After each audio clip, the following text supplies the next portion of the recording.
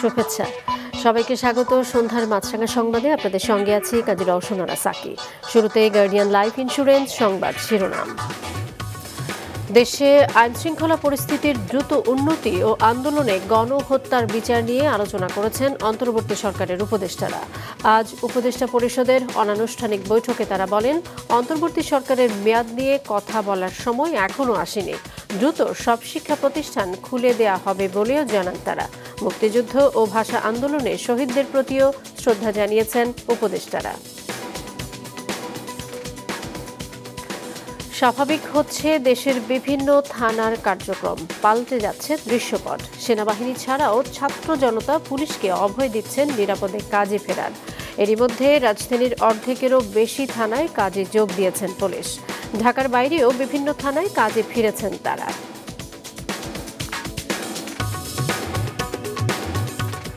যানবাহন নিয়ন্ত্রণ সহ নানা স্বেচ্ছাসেবকমূলক কাজ অব্যাহত রেখেছে শিক্ষার্থীরা। আজও রাজপথে নেমে যান চলাচল নিয়ন্ত্রণ করে তারা। পরিচ্ছন্নতা অভিযানও চলে। আন্দোলন থেকে অর্জিত চেতনার ছাপচিত্র আঁকেন দেয়ালে দেয়ালে। ঐক্য ও সাম্যের বাংলাদেশ প্রতিষ্ঠাই তাদের লক্ষ্য। তবে দ্রুত তাদের শিক্ষাক্ষেত্রে ফেরানোর দাবি নাগরিকদের। শুনছিলেন শিরোনাম, এবারে বিস্তারিত। দেশের আইনশৃঙ্খলা পরিস্থিতি স্বাভাবিক করা এবং গণহত্যার স্বচ্ছ বিচার নিশ্চিত করার উপর অগ্রাধিকার দেবে নবগঠিত অন্তর্বর্তীকালীন সরকার।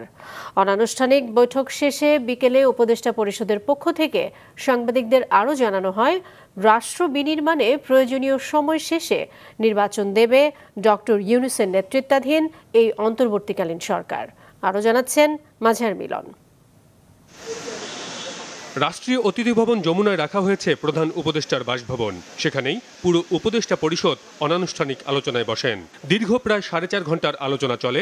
পরে সাংবাদিকদের সঙ্গে আলোচনার বিষয় নিয়ে কথা বলেন বন, পরিবেশ ও জলবায়ু বিষয়ক উপদেষ্টা সৈয়দা রেজওয়ানা হাসান। সঙ্গে ছিলেন উপদেষ্টা পরিষদের নবীন 2 ছাত্র প্রতিনিধি। জানান নতুন সরকারের কর্মপরিকল্পনার অগ্রাধিকার পাওয়া বিষয়গুলো সম্পর্কে। আইন শৃঙ্খলা পরিস্থিতিটা যত দ্রুত সময়ের মধ্যে সম্ভব কিভাবে নিয়ন্ত্রণে আনা যায় সেটা নিয়ে আলাপ আলোচনা চলছে। এটা বুঝতে হবে যে আজকেই সমস্যার সমাধান হবে না, কিন্তু সমস্যার সমাধান যত দ্রুত করা যায় সেই আলাপ আলোচনা হয়েছে এবং সেখানে আপনারা দেখেছেন যে আইজিপি মহোদয় পরবর্তীতে এসে যোগ দিয়েছেন। রিজওয়ানা জানান হয়রানিমূলক সব আইন বাতিল করার বিষয়ে কাজ করবেন তারা। জানানো হয় দ্রুত শিক্ষা প্রতিষ্ঠান খোলার বিষয়ে সমন্বিত উদ্যোগ নেওয়ার কথাও। এখনো রাস্তায় কিন্তু ট্রাফিক পুলিশ নেই, শিক্ষার্থীরা রাস্তা ম্যানেজমেন্ট করছে।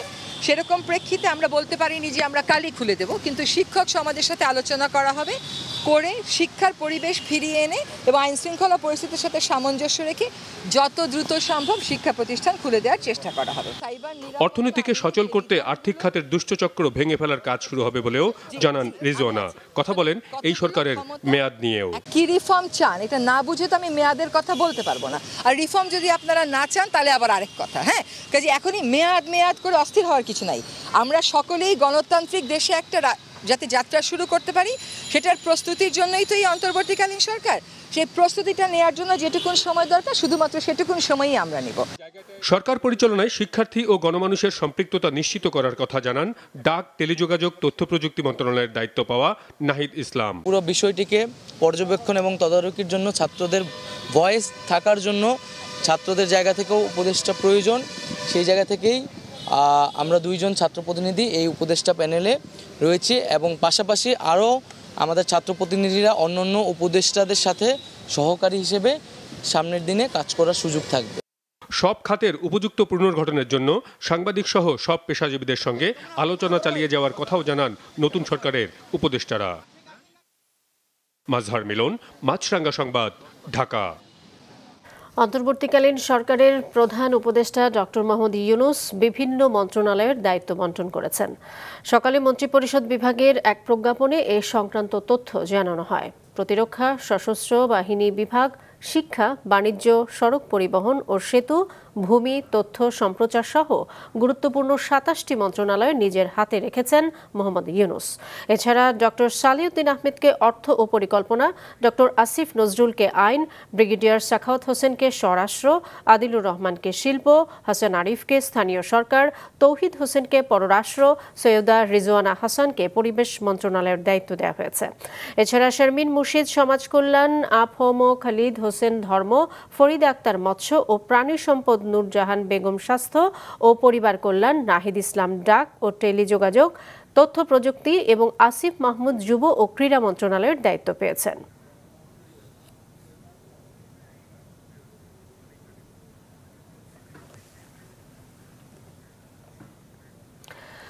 সাভারে ফুল দিয়ে শ্রদ্ধা জানিয়েছেন অন্তর্বর্তীকালীন সরকারের প্রধান উপদেষ্টা ডক্টর মোহাম্মদ ইউনূস। শ্রদ্ধা জানিয়েছেন ভাষা শহীদদের প্রতিও। মাহমুদ কমলের রিপোর্ট। অন্তর্বর্তী সরকার দায়িত্ব নেয়ার পর প্রথম সকাল সাভারে জাতীয় স্মৃতিসৌধে উপদেষ্টাদের ফুল দিয়ে শ্রদ্ধা জানানোর আগ মুহূর্তে নামে প্রবল বৃষ্টি, যা মাথায় নিয়েই সকাল 10টার পর মুক্তিযুদ্ধে বীর শহীদদের প্রতি শ্রদ্ধা জানান প্রধান উপদেষ্টা ডক্টর মোহাম্মদ ইউনূস। পরে অন্য 13 উপদেষ্টাকে সঙ্গে নিয়ে শ্রদ্ধা নিবেদন করেন প্রধান উপদেষ্টা। সেখানে রাখা স্মারক বইতে স্বাক্ষরও করেন। স্মৃতিসৌধে শ্রদ্ধা নিবেদন শেষে ভাষা শহীদদের সম্মান জানাতে চলে আসেন ঢাকার কেন্দ্রীয় শহীদ মিনারে। সরকার প্রধান হিসেবে শ্রদ্ধা জানানোর পর সেখানেও উপদেষ্টাদের নিয়ে ফুল দেন ডক্টর ইউনূস। দেশের ইতিহাসে প্রথমবার ছাত্র প্রতিনিধি হিসেবে বৈষম্য বিরোধী ছাত্র আন্দোলনের 2 সমন্বয়ক সুযোগ পেয়েছেন অন্তর্বর্তী সরকারের উপদেষ্টা হিসেবে। হাজার হাজার শহীদের রক্তের বিনিময়ে আমরা এই দায়িত্ব পেয়েছি। এই দায়িত্ব পালনে আমরা আমাদের সর্বোচ্চ চেষ্টা করব। সামাজিক রাষ্ট্রের এবং রাষ্ট্রের সংস্কারের ভিত্তির মধ্য দিয়ে আমরা একটা সুন্দর বাংলাদেশ গড়ব। তারুণ্য এবং অভিজ্ঞতার সংমিশ্রণে এই অন্তর্বর্তীকালীন সরকারটি গঠিত হয়েছে। আমরা আশা করব যে আমাদের যারা সিনিয়র সিটিজেন নাগরিক সমাজ, তাদের অভিজ্ঞতা, গ্রহণযোগ্যতা এবং একই সাথে আমাদের যে তারুণ্যের শক্তি, এই উভয় মিলে আমরা বাংলাদেশ রাষ্ট্রটাকে আবার নতুন করে সাজাতে পারবো। অন্তর্বর্তী সরকারের 3 উপদেষ্টা বীর মুক্তিযোদ্ধা ফারুকী আজম, ডাক্তার বিধান চন্দ্র রায় ও সুপ্রদীপ চাকমা শপথ নিতে পারেন আগামীকাল। মাহমুদ কমল, মাছরাঙা সংবাদ, ঢাকা। 4 দিনে পাল্টে গেছে দেশের থানাগুলোর দৃশ্যপট। সেনাবাহিনী ছাড়াও ছাত্র জনতা পুলিশকে অভয় দিচ্ছেন নিরাপদে কাজে ফেরার। এরই মধ্যে রাজধানীর অর্ধেকেরও বেশি থানায় কাজে যোগ দিয়েছেন পুলিশ। ঢাকার বাইরেও বিভিন্ন থানায় কাজে ফিরতে দেখা গেছে পুলিশ সদস্যদের। মাহমুদুল হাসানের রিপোর্ট। রাজধানীর বনানী থানার কার্যক্রম চালু রাখতে সাধারণ শিক্ষার্থীরা অভয় দিচ্ছেন পুলিশ সদস্যদের। থানার ভারপ্রাপ্ত কর্মকর্তাও মন দিয়ে শুনেন তাদের কথা, নিশ্চয়তা দেন জনগণের পুলিশ হয়ে ওঠার। আন্দোলনের মুখে শেখ হাসিনা সরকারের পদত্যাগের পর থমকে যায় সব থানার কার্যক্রম। এর 4 দিনের মাথায় জনগণের জানমালের নিরাপত্তা ও জনমনে শান্তি ফিরিয়ে আনতে সেনাবাহিনীর সহায়তায় রাজধানীর 50টির মধ্যে অর্ধেকেরও বেশি থানায় আংশিক কাজ শুরু করেছে পুলিশ সদস্যরা। সবাই আমাদেরকে আশ্বস্ত করেছেন যে পুলিশকে নতুন করে রিফর্ম করে তাদের কার্যক্রম অল্প সময়ের মধ্যে শুরু করার জন্য তারা সকলেই আমাদের সাথে পুলিশ ভাইদেরকে সবাই সাহায্য সহযোগিতা করবে। সকালে সেনাবাহিনীর তত্ত্বাবধানে তেজগাঁও ও বনানী সহ রাজধানীর 29টি থানায় কার্যক্রম শুরু হয়। আমাদের এই বনানীবাসীকে জানাতে চাই যে আমাদের যে থানার কার্যক্রম আমরা ইতিমধ্যে শুরু করেছি। সবাইকে আহ্বান জানাবো তাদের যে কোনো আইনি সহায়তা পাওয়ার জন্য থানায় আসবে। জনগণকে বলবো আমাদের রাস্তায় নেওয়ার জন্য। আর অনেক সময় বুঝে না মেসেজটা, আমরা যেটা বোঝাইতে চাই আসলে আমাদের ব্যর্থতা, এখন আমরা মানুষের রাস্তায় যেতে পারিনি, এটা আমাদের ব্যর্থতা। এখনও সব লোকজন আসে নাই, আমাদের অনেককে খবর দিয়েছি। প্রায় এখানে আমাদের 30-40 জন পুলিশ অফিসার সহ ফোর্সরা এসেছে, আরও লোকজন আসছেন অন দ্য ওয়ে। তো যার কারণে আশা করছি যে আমরা দুপুর নাগাদ আমাদের অধিকাংশ অফিসার ফোর্স এখানে চলে আসবেন এবং কার্যক্রম কিন্তু সকাল 8টা থেকে আমাদের চলছে। তবে যেসব থানা ধ্বংসস্তূপে পরিণত হয়েছে, ইচ্ছা থাকলেও সেসব থানায় কাজ শুরু করা যায়নি। তালা ঝুলতে দেখা গেছে বেশ কয়েকটি উপপুলিশ কমিশনারের কার্যালয়েও। রাজধানীর বাইরেও চট্টগ্রাম, বরিশাল, গাজীপুর সহ বিভিন্ন এলাকার থানায় পুলিশ মহাপরিদর্শকের নির্দেশনা অনুযায়ী কার্যক্রম শুরু হয়েছে। এছাড়া বিজিবির নিরাপত্তায় কাজ চলছে রংপুর ও খুলনা রেঞ্জের সীমান্তবর্তী 21টি থানায়। মাহমুদুল হাসান, মাছরাঙা সংবাদ, ঢাকা। বিগত কয়েকদিনের মতো আজ ছুটির দিনেও রাজধানীর রাস্তায় রাস্তায় যান চলাচল নিয়ন্ত্রণ করেছে শিক্ষার্থীরা। পরিষ্কার করেছে শহরের রাস্তাঘাট। ছাত্রছাত্রীদের এই কর্মযজ্ঞকে অভিনন্দন জানানোর পাশাপাশি দ্রুত তাদের শিক্ষার পরিবেশ ফিরিয়ে দেওয়ার দাবি জানিয়েছেন নাগরিকরা। মমিতা জান্নাতের report.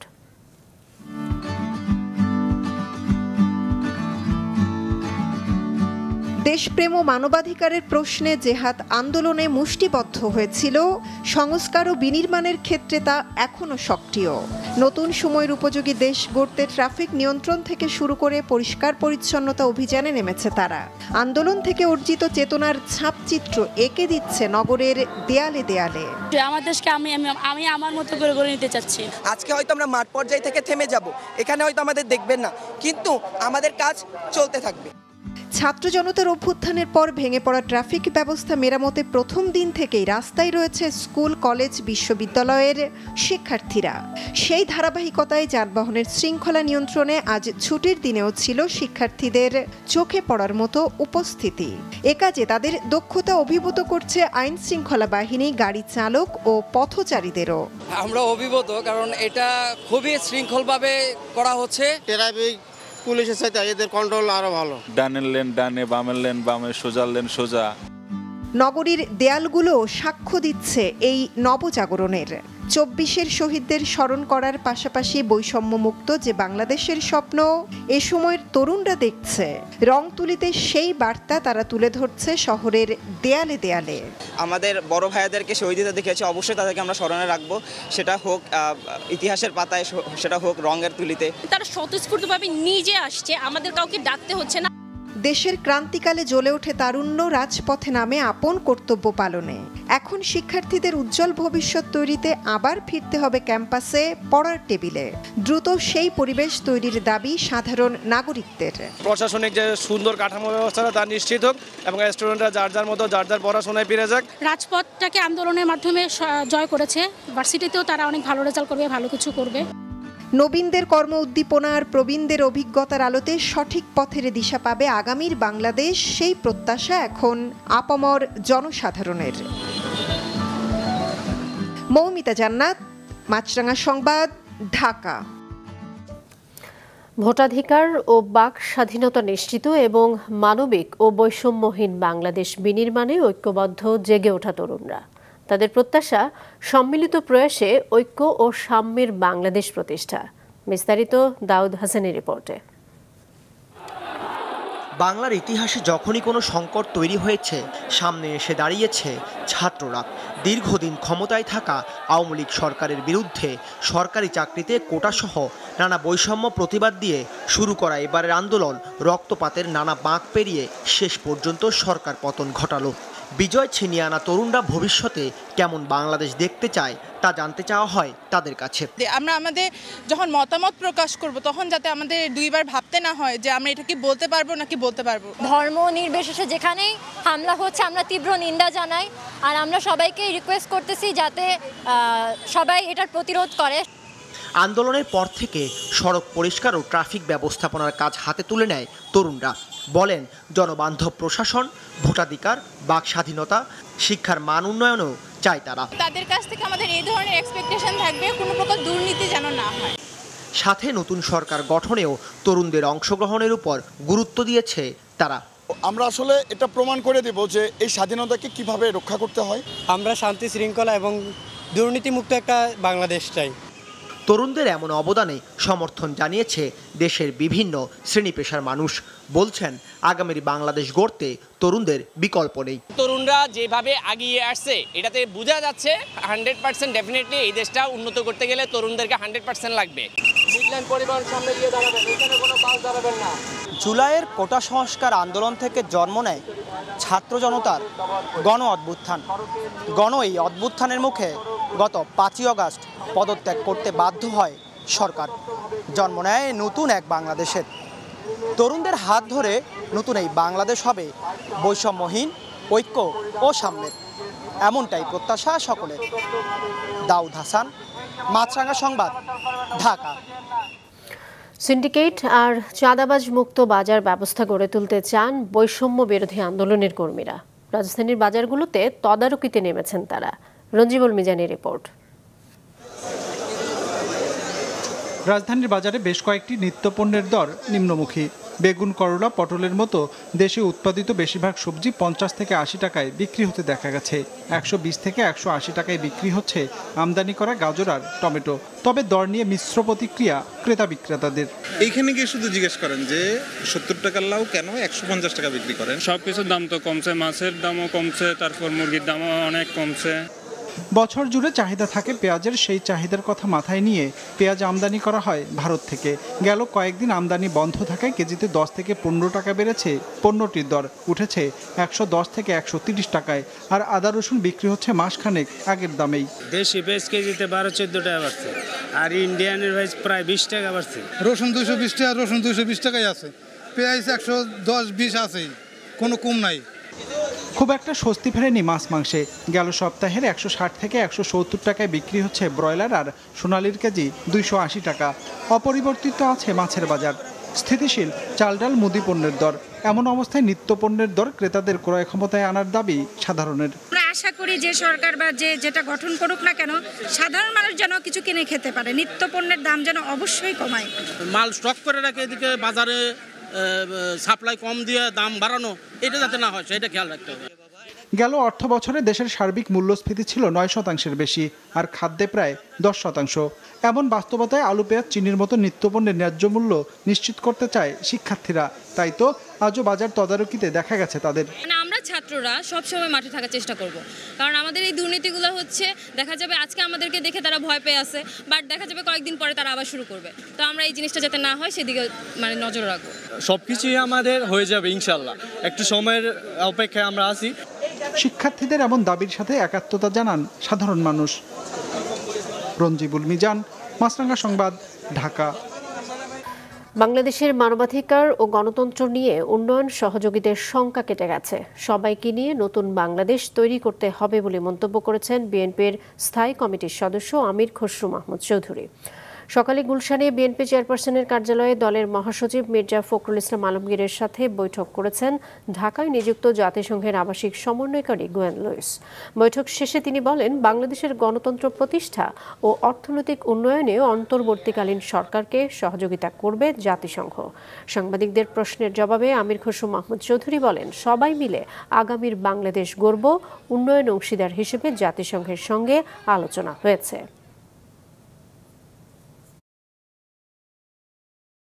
The United Nations has a very important role in supporting this transition government.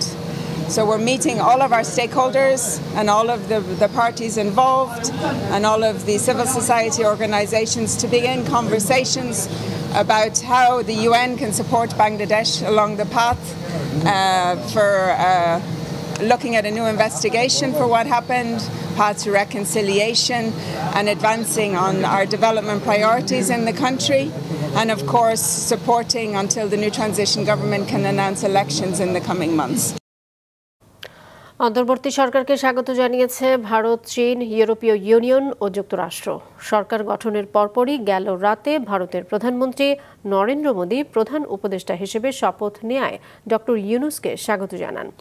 সামাজিক যোগাযোগ মাধ্যম এক্সে এক পোস্টে মোদী বলেন, বাংলাদেশে দ্রুত স্বাভাবিক পরিস্থিতি ফিরে আসবে, সংখ্যালঘুদের নিরাপত্তা নিশ্চিত করা হবে বলে প্রত্যাশা করে ভারত। অন্তর্বর্তীকালীন সরকার গঠনে স্বাগত জানিয়েছে চীন। দেশটির পররাষ্ট্র মন্ত্রণালয়ের মুখপাত্র জানিয়েছেন, উন্নয়ন সহযোগী হিসেবে কাজ করে যাবে চীন। ইউরোপীয় ইউনিয়নের পররাষ্ট্র নীতি বিষয়ক প্রধান জোসেফ বেরেলো অন্তর্বর্তী সরকারকে স্বাগত জানিয়েছেন। মার্কিন পররাষ্ট্র দপ্তরের মুখপাত্র ম্যাথু মিলার সংবাদ সম্মেলনে জানান, ডক্টর ইউনূস সহিংসতা বন্ধের যে আহ্বান জানিয়েছে তাকে স্বাগত জানায় দেশটি। There has been communication with the interim government, and our chargé d'affaires attended his swearing in today. We have made clear is that we want to see the interim government chart a democratic future for the people of Bangladesh. খেলার খবর, সকল অনিশ্চয়তা কাটিয়ে অবশেষে পাকিস্তান সফরে গেছে বাংলাদেশ এ দল। সফরে পাকিস্তান এ দলের বিপক্ষে 2টি 4 দিনের ম্যাচ ও 3টি ওয়ানডে খেলবে বিজয় হৃদয়রা। দেশের সাম্প্রতিক পরিস্থিতির কারণে 3 দিন পিছিয়ে আজ পাকিস্তান সফরে গেল বাংলাদেশ এ দল। সফরে 4 দিনের ম্যাচ রয়েছে 2টি। এই দলটির নেতৃত্বে আছেন এনামুল হক বিজয়। বাংলাদেশ এ দলের ওয়ানডে স্কোয়াডের নেতৃত্বে দিবেন তৌহিদ হৃদয়। বাংলাদেশ জাতীয় দলও আগামী 17 আগস্ট পাকিস্তান সফরে যাবে। সেখানে 2টি টেস্ট ম্যাচ খেলবে টাইগাররা। প্রথম টেস্ট শুরু হবে 21 আগস্ট। সন্ধ্যার সংবাদ শেষ করছি, তার আগে গার্ডিয়ান লাইফ ইন্স্যুরেন্স সংবাদ শিরোনামগুলো আরও একবার। অন্তর্বর্তী সরকারের উপদেষ্টা পরিষদের অনানুষ্ঠানিক বৈঠক, আইন শৃঙ্খলা পরিস্থিতির উন্নতিতে গুরুত্ব আরোপ, শহীদদের প্রতি শ্রদ্ধা।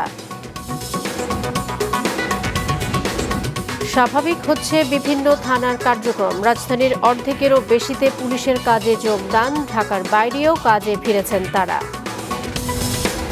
শিক্ষার্থীদের যানবাহন নিয়ন্ত্রণ সহ স্বেচ্ছাসেবকমূলক কাজ অব্যাহত, তাদের দ্রুত শিক্ষাক্ষেত্রে ফেরানোর দাবি নাগরিকদের। এ ছিল সন্ধ্যার সংবাদে। ফেসবুকে আপডেট পেতে ভিজিট করুন মাছরাঙা টেলিভিশনের পেজে, ইউটিউব চ্যানেলে দেখতে পারেন আমাদের সংবাদ, প্রতিবেদন এবং অনুষ্ঠান। এতক্ষণ সঙ্গে থাকার জন্য ধন্যবাদ জানিয়ে কাজী রওশন আরা সাকি শেষ করছি সন্ধ্যার মাছরাঙা সংবাদ। এই দিন এইভাবে।